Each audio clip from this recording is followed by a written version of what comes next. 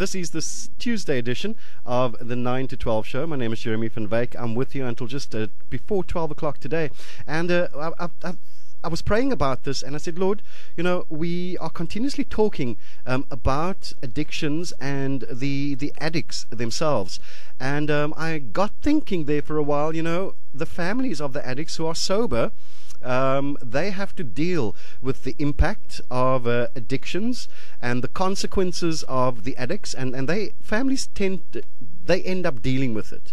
And I asked a very old favorite of ours here at the station, David Hain, Dr. David Hain, to come back on radio and talk to the families of addicts. So we're welcoming back today David Hain, addictions counselor. Thank you so much for coming back. How are you? Thanks, Jeremy. Great to be here. I'm doing well, and officially back with our permanent residence visa. So well done. Our family are now permanent residents of South Africa. So this truly is our home now.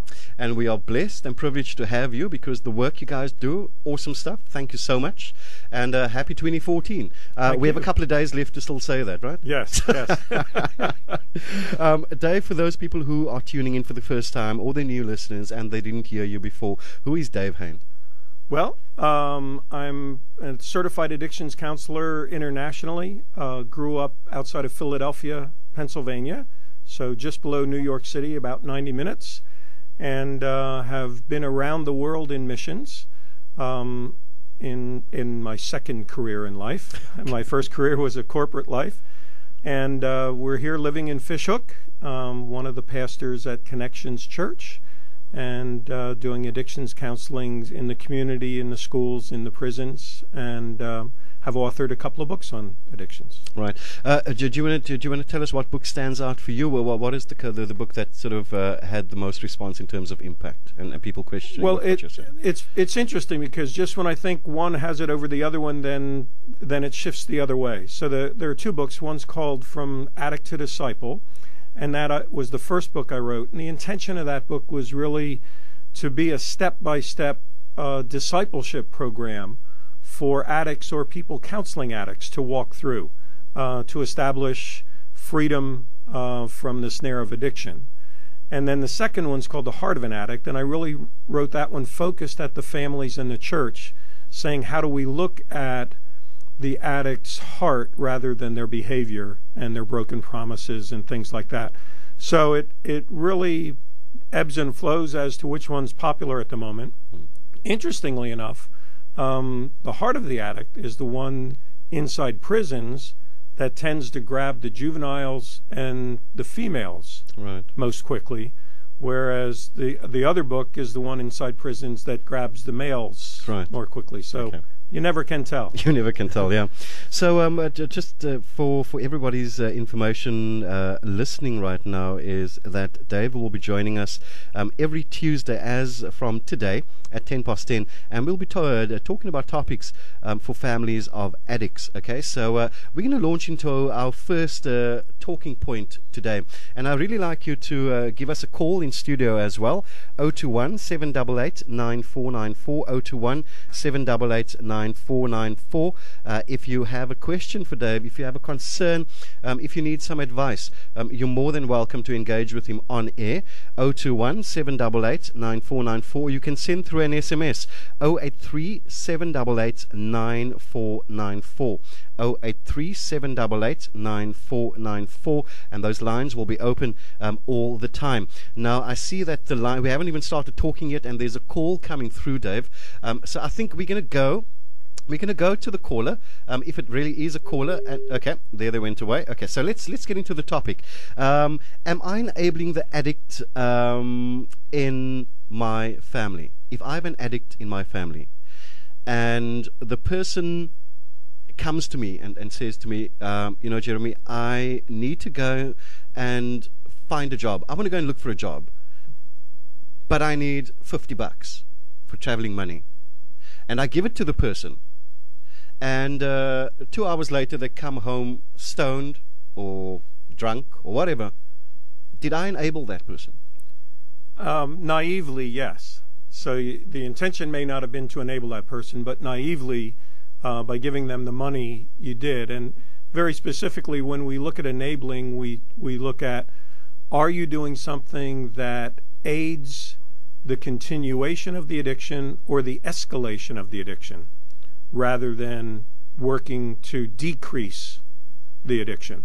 And so typically, giving money, protecting someone from consequences, lying for them, covering up for them, making excuses for them, becoming their domestic when they are, fully grown and could be pitching in, treating them still as if they were 8 or 10 years old in all the things you do for them, are all aspects of enabling that person to continue in their addiction. Right, so enabling is not only giving someone cash, because I think a lot of people have this perception of enabling an addict is when you give them money to go out and use. Mm-hmm.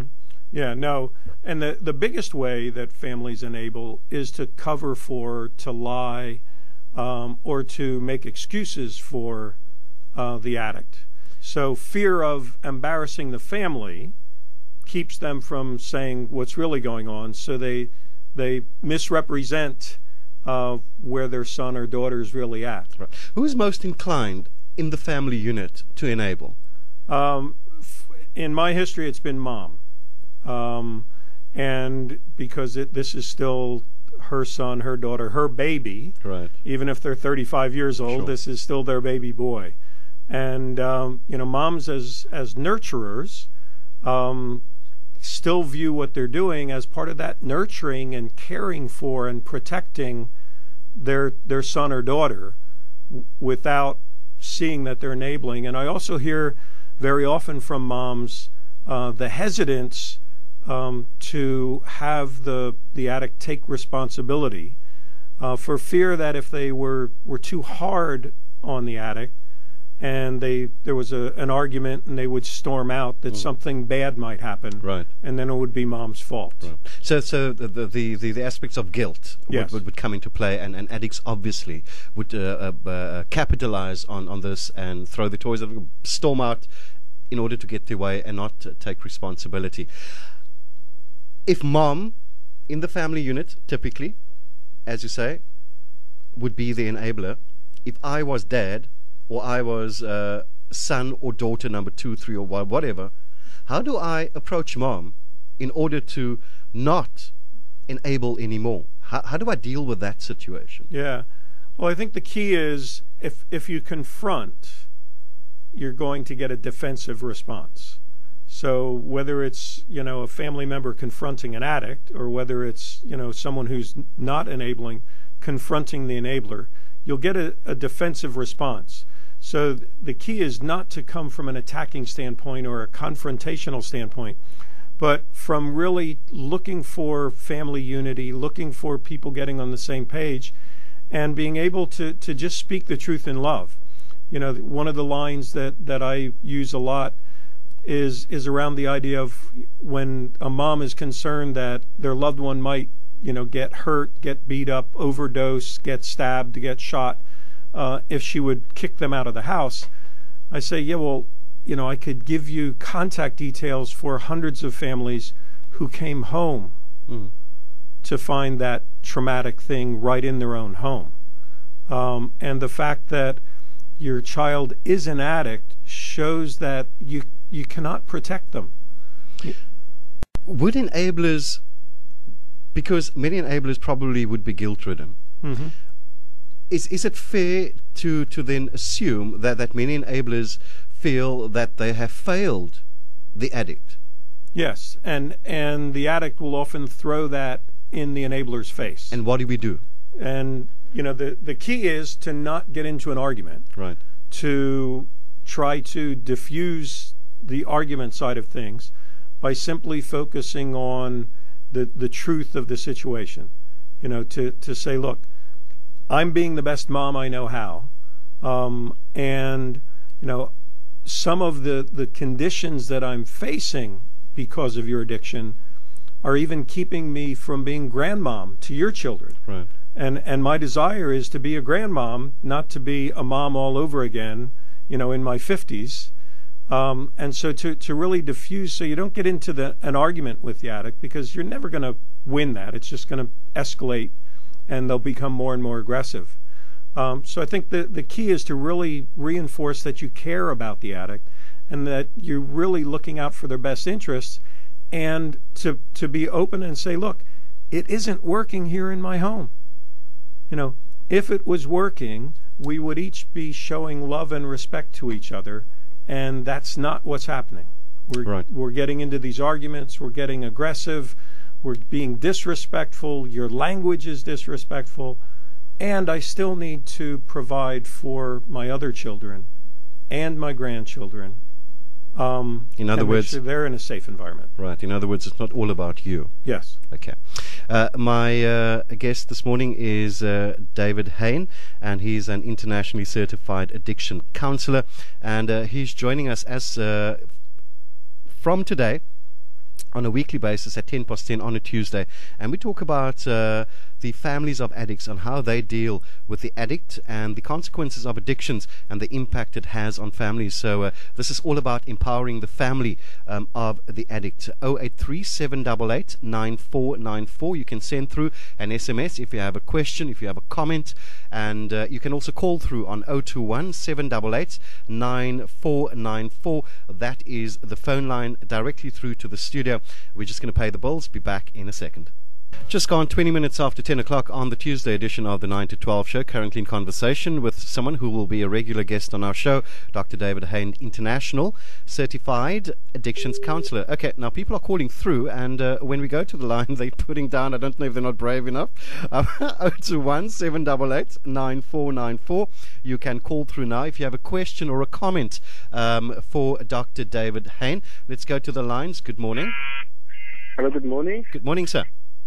Actually, I was still sitting listening to a program here. Yes, sir. The Lord was saving he was saving my child from, he was, kan ek Afrikaans? Praat Afrikaans, Alistair. I'll have to interpret for David, because jy weet David is nou Amerikaner, so ons sal maar vir hom sê in Engels what you said. Okay. Thank you. Kyk, luister man. Ek het die Here kans gegee wat ek in die tronk het kom. My kinders is 'n bietjie op drugs en dit. En ek het in hy het na die Here toe gekom die ou jaar, het hy na die Here toe gekom. And he's still doing the stuff which he's doing, you see. But yesterday he was working with me, and I was so quiet for him. And I chased him away from the work. And it's from Belleville, and yesterday night he didn't come back. And even this morning he didn't come back. Now I'm a little bit worried. What do I do now? Okay, Alistair, hold on. Alistair is saying, David, that his son was released from prison, and he is doing drugs. They had an altercation yesterday at the workplace because the son works with him, and the son ran away. There was an argument, ran away, didn't come home. Now he's worried, and I think there's a lot of guilt there. Yeah, and I think the key first, I'll address the guilt. Alistair's online, by the way. Yeah, Alistair, your son's choices and your son's actions are not your fault, and he needs to be responsible for his choices, not you taking responsibility for him. I think the key right off the bat is to pray for God's protection, but also to realize that it's very common, especially when guys have been incarcerated, that when they get out, readjusting back into regular community life, readjusting to a schedule of work is very, very difficult. And especially if whatever wound emotionally they have been numbing or self-medicating with the drug is still there. So I think the key, first of all, would be, if you have ideas of places that he used to hang out or people that he used to hang with, you could inquire to see if he's there, to see if he's ready to come home. And I think when he does come home, some of the keys would be to realize that you and your son would need to sit down and talk about what are the household expectations. So not necessarily that you're putting up rigid boundaries, but that you are establishing boundaries. You're establishing expectations that both of you can agree on. And I think one of the key ones right up front is we need to learn how to communicate without getting into arguments. Right. Okay, Yes, Alistair, yes. so dit is wat David Hain like vir jou sê is jy moet vir hom jy kan hom gaan soek, jy moet nou verstaan wat hy sê. So ons gaan bid dat daar kan vrede kom tussen julle twee, but there comes a time when you also need to apply tough love, okay? But do it in wisdom and do it in love. Yes, I'm just worried about now. He maybe he's gonna be angry at me, and then he's not gonna go to church. And then you see, I was working now with him so quite a time, and now he's going to church, and now I'm pushing him away. So I'm a little bit scared about it. Yeah. But I don't know, Alistair, from my side, you have a right also to be respected, and you need to maintain that right. So you need to sit down with your son, and jy moet vir jou seun sê, kykie, dit is die lyne en dit is die respek wat ek verwag. En van daar af moet julle dit uitwerk. Maar ons gaan vir julle in gebed hou. Dankie, Alistair. We want to go to another caller this morning, 021 788 9494. We have an SMS that have come in. It says, my son is in rehab and he stole from us as a family. Do I, as his mom, go visit him? Please help. Before you answer that question, David, let's just go to the line once again. Good morning. Good morning. Yes, sir. How are you today? I'm good. How are you? What is your name? Sean. Sean, yes, Sean. Yes, I'd like to ask Dave, is he a recovering drug addict, alcoholic, or not? I had a very long, hectic time in my life that started at age 11, and however, my qualifications to work in this field are not my past, but the calling that God has placed in my life. And so, in response to that calling, I've taken all of the training that I could, and I've ministered to over 30,000 addicts around the world, spending countless hours, 60 hours a week, inside the homes where they shoot up and smoke up, Yes. and all that. So I think one of the lies of the devil is that we need to use the exact same drugs that the people are using that we minister to.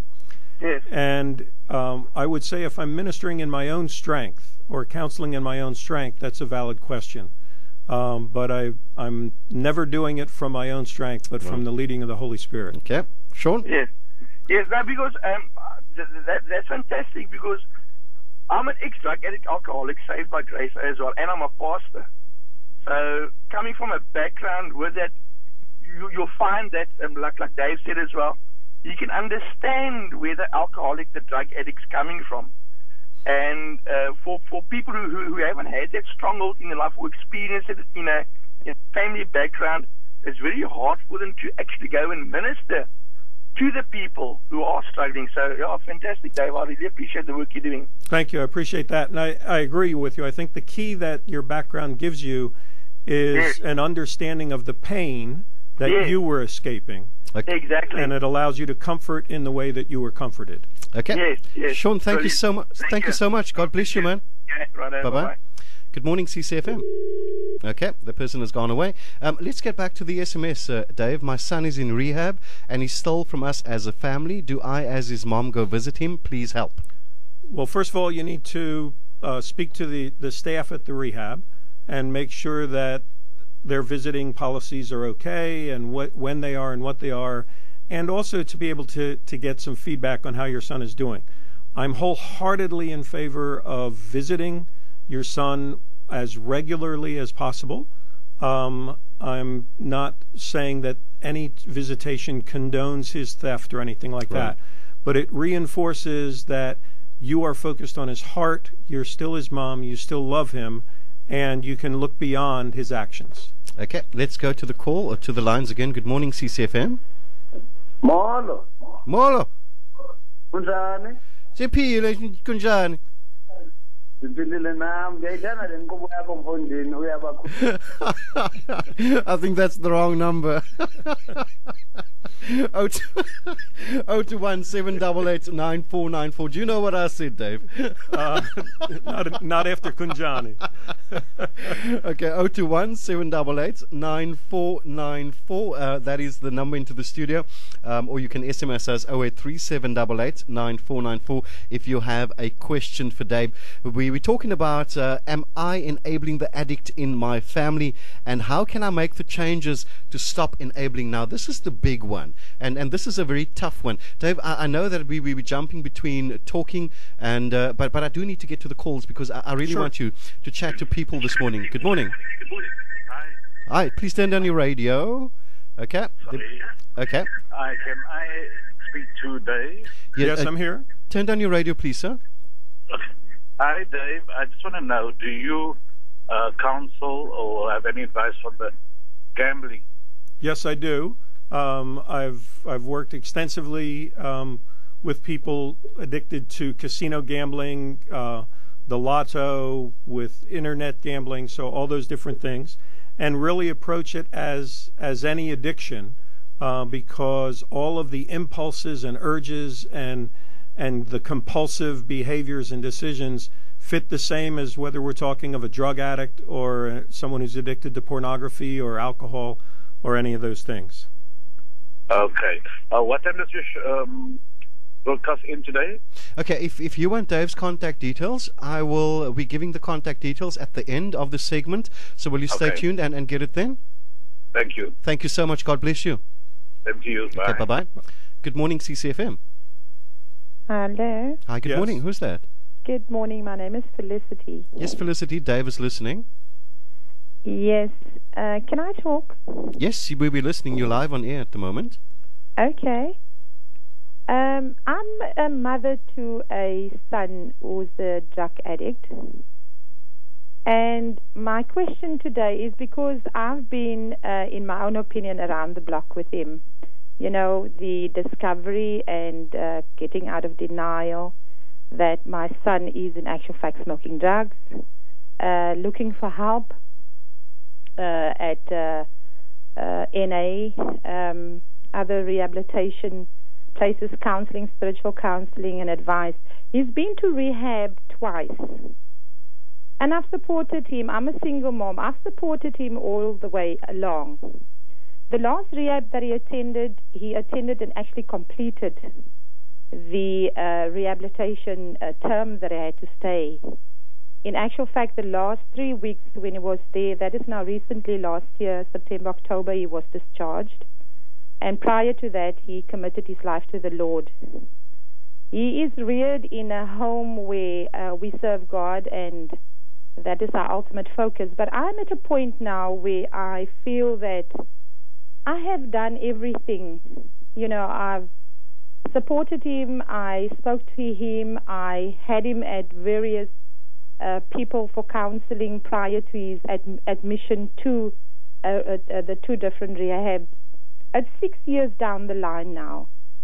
Me as his mom, I know it's not a good place to be, but I am emotionally and spiritually drained. I do not have any answers anymore. I do not know what to do anymore. He's back on using drugs, but not that heavy. You know, use it like socially.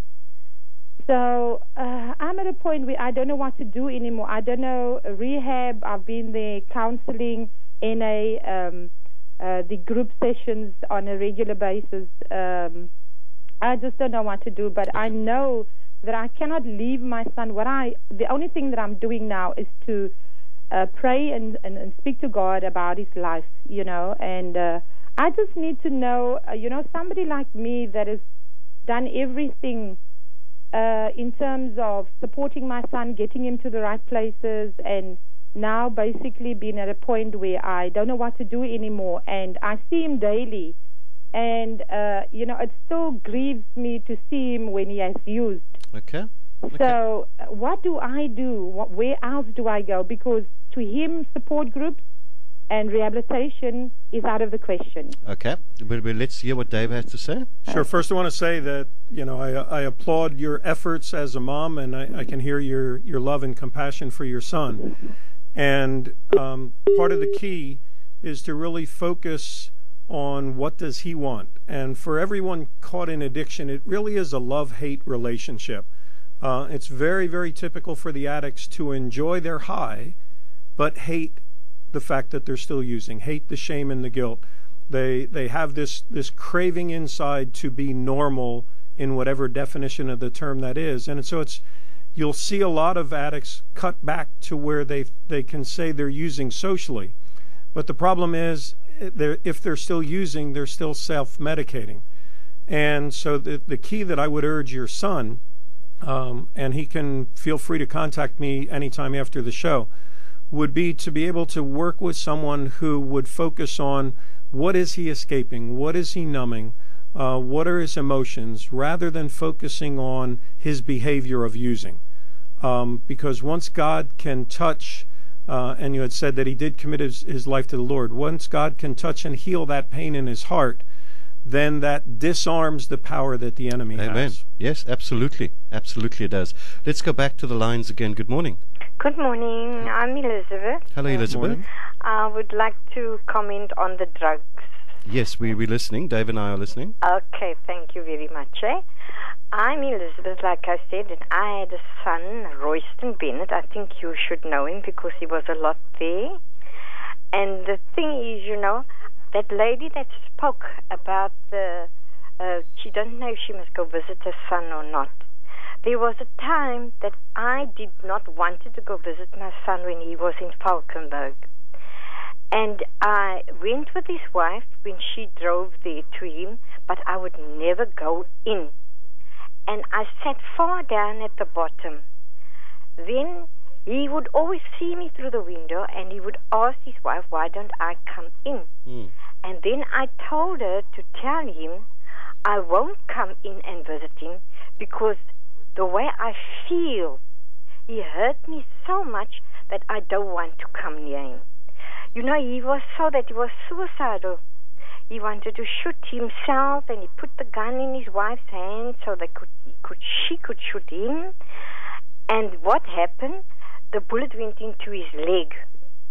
And it took some time, and he was living in Marina de Gama. Sorry, can I interject? Did he do this as a result of you not wanting to come into the ward to visit him? No. Okay. No. We took him when we first took him to Mama's elder son, Ian Bennett. He is a policeman, and he used to take him and we fall under Philippi police station. Right. And they kept him there in a certain room because they know where he come from. Then they would pick up his wife and take his wife for counseling. We would suggest, if they can't take him to Grootskeur. Okay. Grootskeur will keep him there for 3 days. Okay, for Felicity, I need to interject because we're running out of time. How did this impact on you as mom and the wife? Very bad. Okay, and how did you guys deal with that? The way we dealt with it, keep praying. There was a time I gave up praying. Okay. And I used to pray for him, and I used to lay my hands on him. Then he used to tell me, I'm the devil, I must pray for myself. Okay. And the thing is, it's hard because of his other brothers that was around here. Right. He used to fight them. And then he went for it's so strange, for the whole of the year, and from October month, he will start smoking these things again. But how is he now, Felicity? Much better. I'm Elizabeth. Sorry, Elizabeth, sorry. He's doing counseling. Okay. At the universities and Bible College, and at the moment he's busy counsel people. Right. And he's so wonderful. He's counseled so many people that there's some Muslims that turn Christian. Okay, Elizabeth, we're going to have to leave it there. I've got to go to other callers, but I want to thank you for your call. And I think your story is just a story of hope to those people who are out there, who has been through the same thing and they don't see any light. So thank you so much for coming on to share that, Elizabeth. God bless you. God bless. Yes, but thank you. let me just tell you, with all these things, mothers must stop praying. They must not stop praying. That's right. They must keep praying and tell them how much they love their children. Thank you, my That's so sister. important. God to bless you. God bless you. Thanks, Elizabeth. Bye. Let's go to another caller. Good morning, CCFM. Good morning, CCFM. Hi. Hi, good morning. Can you hear me? Yes, I can. What is your name, please? Hi, can I say anonymous? Yes, you may. Dave is listening as well. Okay, hi, good morning, Dave. How Good are morning. you? I'm fine. I'm anonymous. I'm a recovering drug addict. I've had a relapse 2012. Now I'm listening to people, there's such a little amount of understanding about what we say it's an illness, being a drug addict. But being in recovery now, I've learned one thing is wherever I go for counseling or whatever, I've taken my wife with me, and she's very supportive. You see, the important thing is for your spouse or the mother to understand what we are dealing with or what we are, experiencing. And also, what I feel helped me a lot is I talk about my illness. I talk about my addiction, and that helps me a lot. Thank you. Thank you so much. Is addiction, but I know we're talking about the enabling the addict in your particular family, but there is this understanding amongst many recovering addicts and people in addiction, and there's also a school of psychology and psychiatry that thinks like this, that addiction is an illness. Is addiction an illness? There's a split on this. There's a huge group in psychology and the medical community that says yes, it is an illness, and as a matter of fact, in the States, that's the definition they use in order to use health insurance to pay for your treatment. Personally, I do not see it as an illness. I view it as a spiritual battle emanating from a wound in our heart. Right. And Hosea 4:11 says that harlotry wine and new wine, so let's say sexual addictions, alcoholism, and drug addiction, enslave our heart. Okay. And so I really look at it as a battle for our heart. Right. It's a spiritual battle. Okay. The people are impatient. I'll put them on hold. But I want to get to the SMSs I received, and I want to read this one. It says, and I'm going to translate this for you. Okay. It's in Afrikaans. Good morning. I just want to tell moms and dads, love your children. Until I shared my child, I could not see the change in my child's life, and this comes from Denise. Goeiemôre, ek wil net sê mamas en papas, wees lief vir julle kinders. Van dat ek met my kind gedeel het, kon ek sien die verandering in my een seun se lewe, van Denise. Okay, when she started sharing the gospel with her child. And an SMS coming in says, hi, I'm a child of a 63-year-old drug addict. How do me and my siblings handle him while he will not admit he has a problem? Yeah, and that's a good question, because denial and blame shifting and minimizing and rationalizing are all normal behavior from all addicts. And so I think the key is to be able to point out what you see, to be able to say, look, I care about you, you're my dad, I love you, but I'm concerned. I see this behavior in you, and I am concerned. And I don't want to help you dig an early grave. Right. You're 63. I want to see you live to 83 or 103. And I feel that some of the choices you're making are shortening your life. And so I'm concerned as your daughter. Okay. So we need to speak to we need to be, well, not confrontational, but we need to confront the issues, but in love. Yes. And in a rational way. And truthfully, yes. Truthfully. There we go. Let's just go to the lines once again. Good morning, CCFM. Good morning. My name is Fauzia. I also am an associate pastor. I work in the Mitchells Plain area. What I have seen is that parents seem to need more help than the children. There's the lack of understanding and knowledge, because I've seen these parents become devastated, hopeless, overwhelmed, and they go into a state almost worse than the children, and there appears not to be much help for the parents to cope, because all the parents are looking for is a solution for their child. And as I hear from the person with you there, that the responsibility lay with the drug addict themselves. And I've seen these children, very few of them recover, and I've also seen them become homosexuals. So it started with the drugs, it becomes homosexuality. The girls are now girls of the night, And there seemed to be just this whole culture in the Mitchell's Plain area. Okay. Pastor, and so if they could address that, how parents should, that would be one of the first places of help. Okay, Pastor Fawzi, thank you so much for this call, and I think, and this is what God has been laying on my heart since last year when Dave and I, we were chatting and we were in agreement, is that we need to come out, and God wants to use even these programs like this to help the parents. So we look out for us, Yeah, you never know when you'll see us in Mitchell's Plain. Let me tell you, my daughter is a social worker. In fact, she holds a doctorate in social work. She put it out there that she's available on a Saturday. We put it in the paper and we announced it on CCFM. 4 mothers came. Okay. And that's the tragedy. They think the children need help and not them. Yeah. Well, one of the things that everyone will hear every week that I'm here is that whenever there's an addict in the family, in the household, everyone else who's affected by the addict does need counseling, spiritual care. They need to feel whole and well, and they need to feel good in their spiritual position as well as their emotional position, because there are all kinds of side effects emotionally and physically that happen to us as the people affected by the addiction in our home. Okay, so Pastor Fawzi, thank you so much for that SMS.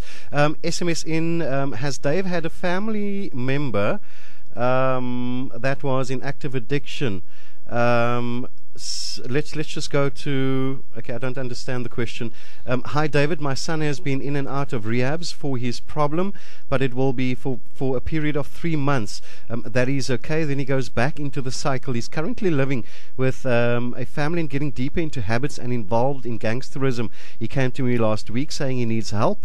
We arranged to meet him the next day, but he did not pitch. I'm not able to live with my son because of his behavior and his abuse. Yeah, and I want to say that's very, very normal. One, that appointments can be made and the addict doesn't show up. That doesn't mean that they weren't serious. It just means, that addicts don't wear watches like the rest of us and keep appointments on time. However, it's also normal to be able to have our behavior changed for a period of time, and that's how rehabs stay in business. The key, again, is for your son to be in a place where he can work on the issues of his heart, where he can work on what is it inside that he's escaping or numbing or struggling to cope with that the drugs are allowing him to deal with. Okay, let's just go to, I think this could be, okay, the person went away. Let's go to another SMS. Dave, my son has been in and out of, okay, we did that one. I need help. Okay, powerful answers, Dr. Dave. Thank you on behalf of my generation. To God be the glory. And then I was in a CDU clinic for treatment, done counseling. Nothing worked for 17 years. I was delivered through prayer in a church one night, and that spirit left me, and I've been clean for 20 years, and that is from Anonymous. Dave, as we end off today's session, it's gone on a little longer than both of us actually thought it would. But in closing, those people who are enabling and who don't even know that they're enabling, what do we say to them as we close? Yeah, I think the key, if you're an enabler, is to realize that you need to allow the person in addiction to take responsibility for themselves. To realize that if you stop enabling, probably the first thing that will happen is the addict in your family will find a new enabler. They won't come right just because you stop enabling. So they're going to shift to someone else who will enable, and often they shift from mom to gran or mom to an auntie. So you realize that it's not going to be the end-all solution, but it is the beginning of a journey towards healing and wholeness and recovery. And lots of prayer, lots of counseling, and build yourself up spiritually, because I believe as well that this is a spiritual battle. Amen. Okay, so Dave, your contact details, please. Okay. My landline is 021-782-1117. My mobile is 073-065-0999. And my email is david.hain, that's Hain, @gmail.com. Okay, there we go. That is david.hain @gmail.com, 021-782-1117, or you can call Dave now, 073 065 0999. 073 you said, right? Yes, Yeah, okay, right, 073 065, yeah. Yeah, 065 0999. What I will do is I will leave the contact details at reception as well. I will put it on the 9 to 12 Facebook page on facebook.com/CCFM 9 to 12, or you can email me for the contact details. If you didn't get all those details now, Jeremy@ccfm.org.za. Jeremy@ccfm.org.za, or you can give me a call after the show. But you can get hold of David now, 073 065 0999. David, thank you so much. We will see you Pleasure. back next week. God bless you. Thank you. God bless, Jeremy.